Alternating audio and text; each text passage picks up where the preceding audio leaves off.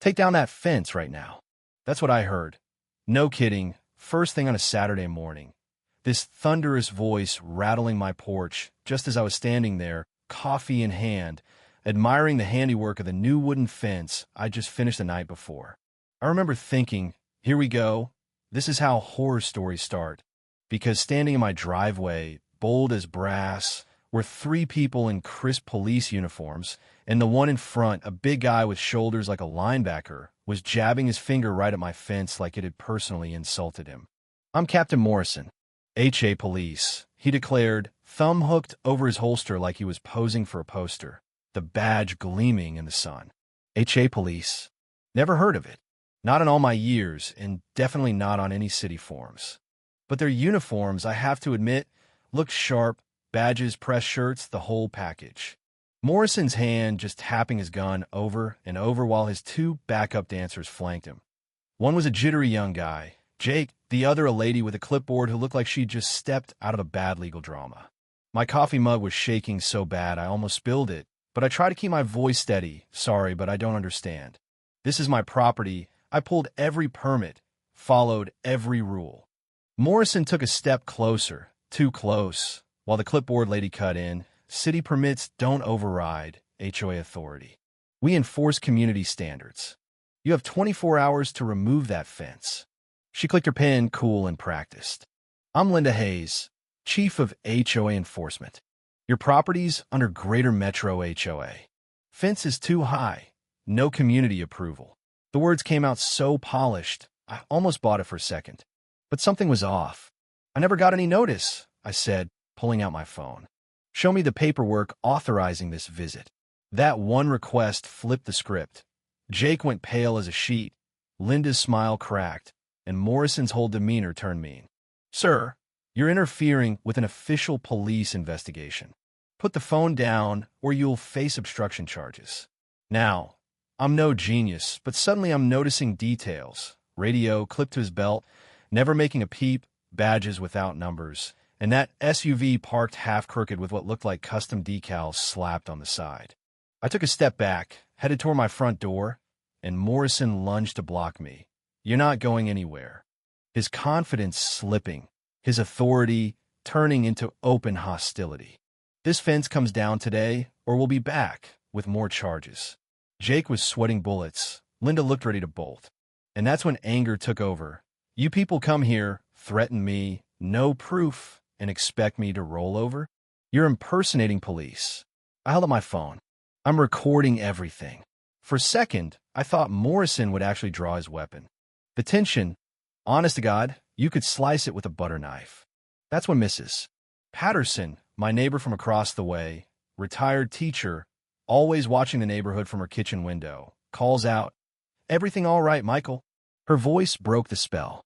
Morrison glanced her way, mask slipping, and I saw him realize, witnesses, real consequences. He took a shaky breath and tried to act calm again. 2 hours, Mr. Thompson. Next time, we won't be so accommodating." Linda was already speed-walking to the SUV, Jake on her heels, Morrison following last, slamming the door so hard it rattled the mailbox.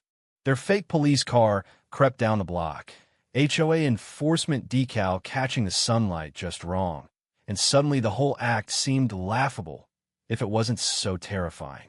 The quiet after they left was almost unbearable. I stood in my living room, coffee gone cold, heart hammering. I replayed the whole encounter over and over. The empty radio, the badges, Jake's trembling hands. They hadn't expected a fight. They expected compliance, fear. That's when I got stubborn, pulled out my laptop, and started digging. Turns out, no such thing as Greater Metro HOA in city or county records. No HA police, either. The planning clerk literally laughed when I asked. "Sir, that's not real." By noon, I'd printed every bit of proof I owned.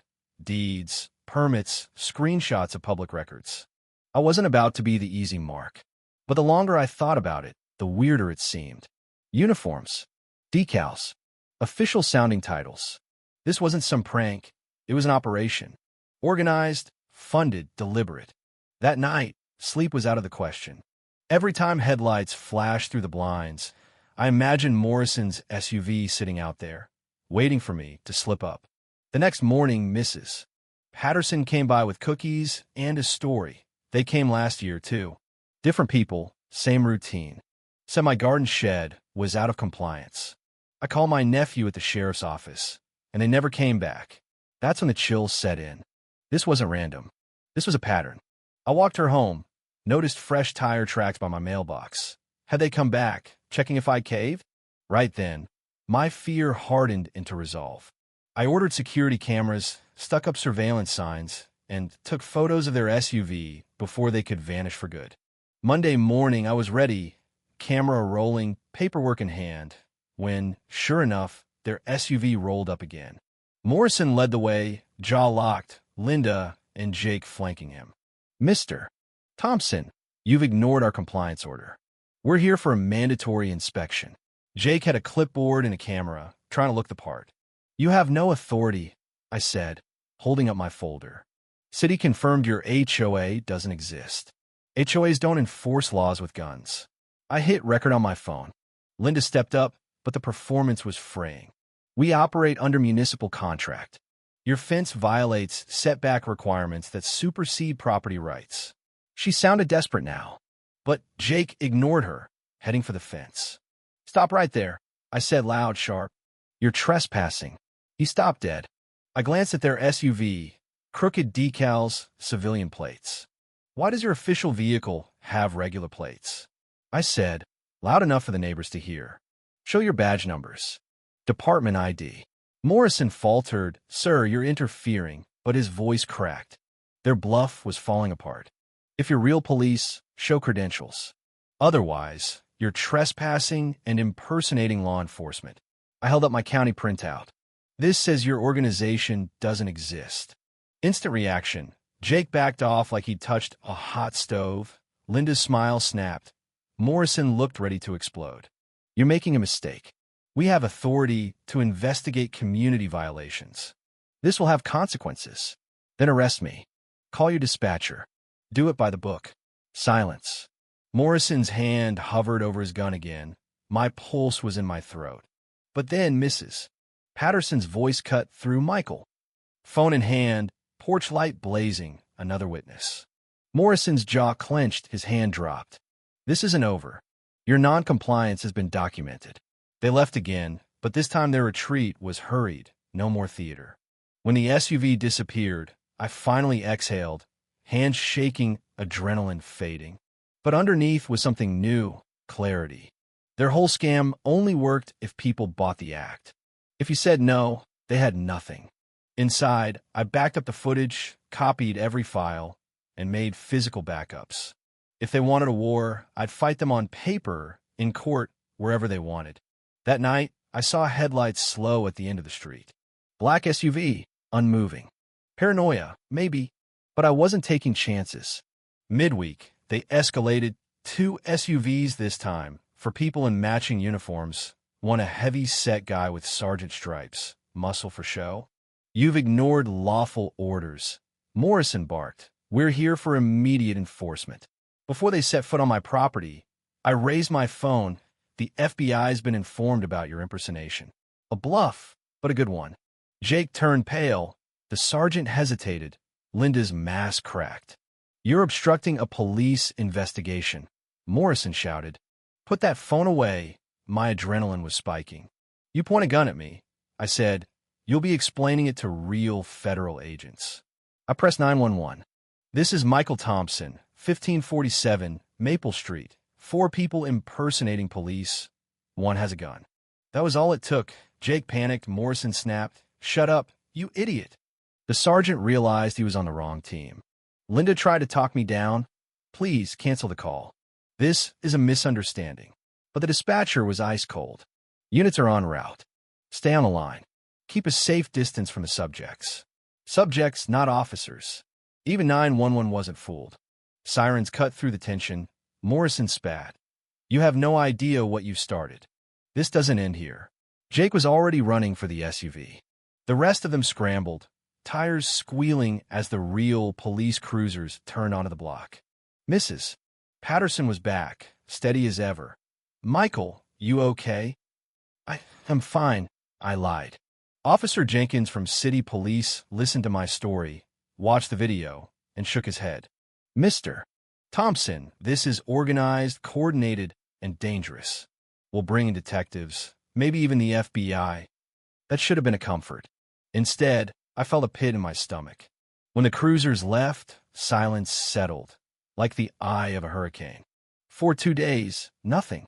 Then a thick envelope landed in my mailbox. Greater Metro HOA letterhead, legal threats, fake fines, even photos of my house. I almost laughed at the nerve, but the attention to detail was scary. I checked the address, UPS mailbox. The phone number, Linda's voice, disguised on the voicemail. None of the laws they quoted existed. I called Jenkins, who brought in Detective Martinez. We've seen this before, she said. Same notices, same fake HOA, all targeting homes with new renovations. It's an acquisition scam. Scare people into selling cheap. My fence permit had put me on their radar. They were watching, picking off homeowners one at a time. A few days later, Jake called me, late at night, voice shaking. I need help. Morrison told us it was legit. Official training, paperwork, everything. But after you called 911, I started seeing it for what it was. Morrison keeps a list, 15 or 20 homes, all people with new upgrades or older folks who won't fight back. He bragged about a compliance settlement, $5,000 from an elderly couple. I watched it happen. I can't be part of this anymore. Jake had recorded everything. Conversations, documents, even video of payments changing hands. His evidence, combined with mine, cracked the case wide open. 3 days later, the FBI had warrants for Morrison, Linda, and their heavy-set enforcer. Agent Williams asked me to help set the trap. We need them to incriminate themselves. Can you invite them for a final meeting? Wearing a wire, heart pounding, I called Morrison. He couldn't get there fast enough. They arrived all confidence, but when I handed them sealed envelopes, federal warrants, they unraveled. Morrison screamed, Linda froze, and just then, real agents swept in. Morrison tried to play tough, but Williams just read him his rights. You have the right to remain silent, and I strongly suggest you use it. Watching them taken away, their whole show exposed for what it was, I finally felt like justice was more than a word. 3 weeks later, the arraignment was packed. Neighbors, reporters, every victim who'd ever paid a fake fine. The prosecutors laid out everything: fraud, extortion, interstate racketeering. Mrs. Patterson, voice trembling, told the court, "These people didn't just steal my money. They made me afraid in my own home." The evidence was overwhelming. Fake business entities, surveillance photos, even lists of targets by age, income, and likelihood to resist. Jake testified, his voice full of regret. We were trained to break down resistance, target the old, the vulnerable, make examples out of anyone who fought back. Morrison's attorney tried to claim it was just overzealous debt collection, but nobody in the courtroom bought it. When Morrison exploded on the stand, "You have no idea how big this is. This is just the beginning." The judge ordered a wider investigation and denied bail for all of them. 6 months later, I stood on my porch, a small brass plaque nailed to my fence. This property protected by constitutional rights and federal law. Fraud reported to FBI. Know your rights. Morrison got 8 years in federal prison. Linda's 6, their enforcer 4. And Jake, thanks to his testimony, probation and a new start. The FBI used our case to bust similar scams in 3 other states, helping families buy back homes, recover money, and finally sleep at night. The fence I'd built for privacy became a symbol of standing up, fighting back, and exposing the power of real law over fake authority. Every time I see it, I remember, sometimes the best defense isn't just a wall, but the courage to stand your ground, call out injustice, and make your story the one that changes everything. And yeah, I've still got those arrest warrants framed in my office. A daily reminder that when it comes to protecting your home, sometimes you've got to serve justice yourself. Now, you tell me, was I right to fight? Or did I just get lucky? Drop your own story, your take on justice, in the comments. Because somewhere out there, there's always another Morrison waiting for an easy target. Unless people like us stand up and say, not here. Not today.